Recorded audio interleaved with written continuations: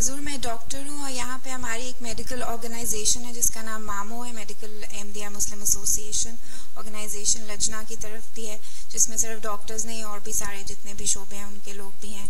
तो आप लजना की बहैसियत से हमें क्या रहनुमाई देंगे कि हम लोग इस ऑर्गेनाइजेशन के तहत क्या कर सकते हैं यहाँ जर्मनी में? क्या कर सकते हैं? जब आपके बनाया नहीं हुआ बाइलास या असूल ज़वाबित या लाया अमल बनाया नहीं हुआ?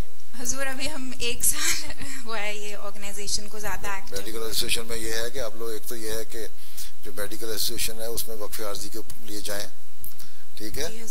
अफ्रीका में हमारे अस्पताल है, वहाँ जा सकते हैं, एमडी डॉक्टर वक्फ आर्जी के लिए। फजल उमर अस्पताल रब्बा में जा सकती हैं, कादियान में जा सकती हैं, और इस तरह वक्फ आर्जी करें एक तो। दूसरे ये है कि गरीबों के लिए जो पैसे कमाने वाली हैं तो गरीबों के स्टूडेंट के लिए स्कॉलरशिप भी जारी कर सकती हैं, ठीक है? एसोसिएशन जो है तो उमूमी तौर पर कैंप लगा के खिदमत के काम यहाँ भी कर सकती हैं। जी हजूर ग्रीस में रेफ्यूजी कैंप्स है, वहाँ पे भी, वहाँ जा कहीं भी हों रेफ्यूजी कैंप में जाके कर सकते हैं काम। जी जज़ाकल्लाह।